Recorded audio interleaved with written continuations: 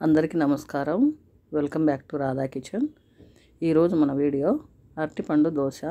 దీనికి కావాల్సిన పదార్థాలు మనం రెగ్యులర్గా ఇంట్లో చేసుకునే దోశ పిండి 1 కప్పు, సగం కప్పు పచ్చి కొబ్బరి తురుము, సగం కప్పు బెల్లం తురుము, 1 అరటిపండు ముక్కలుగా కట్ చేసుకొని ఇలా మెత్తగా చేసుకోవాలి.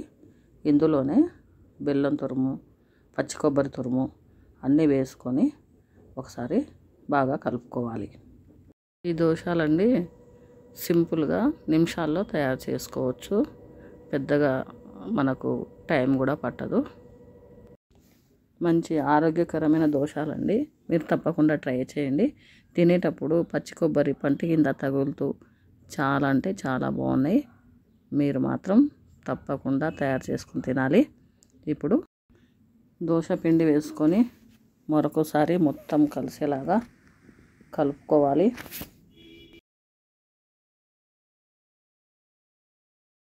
పావు టీ స్పూన్ సాల్ట్ వేసుకొని 1 టేబుల్ స్పూన్ సోంపు వేసుకోవాలి. పావు టీ స్పూన్ బేకింగ్ పౌడర్, మళ్ళీ ఒకసారి కలుపుకోవాలి. ఇప్పుడు కొద్దిగా వాటర్ వేసుకొని ఇంకొకసారి కలుపుకోవాలి. మొత్తం కలిపేసుకొని మూత పెట్టేసి 10 నిమిషాలు పిండి నానేంత వరకు పక్కన ఉంచాలి. 10 నిమిషాల తర్వాత మళ్ళీ ఒకసారి కలుపుకొని ఇప్పుడు దోశలు వేసేసుకోవడమే. ముందుగా స్టవ్ వెలిగించుకొని ఫ్రై ప్యాన్ పెట్టుకోవాలి. ఫ్రై ప్యాన్ వేడెక్కిన తర్వాత ఆయిల్ రాసుకోవాలి. మీకు ఇష్టం ఉంటే నెయ్యి కూడా రాసుకోవచ్చు. ఆయిల్ రాసుకొని దోశలు వేసేసుకోవడమే. దోశలు మరీ పలచగా రావండి. మనం కొబ్బరి తురుము వేసాము, అరటిపండు వేసాము. అవి మనం ఎంత మెత్తగా చేసినా కొంచెం ఉండిపోతుంది కాబట్టి బాగా పలచగా రావు. కొంచెం మందంగానే వేసుకోవాలి.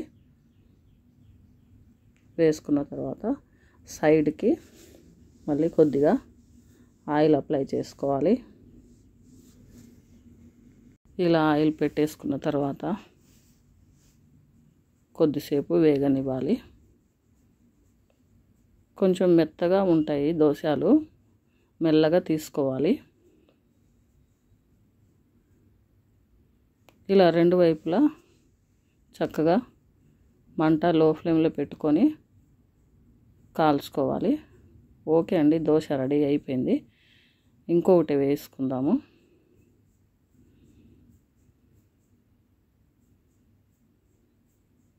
ఇలాగే అన్ని దోశలు వేసేసుకోండి.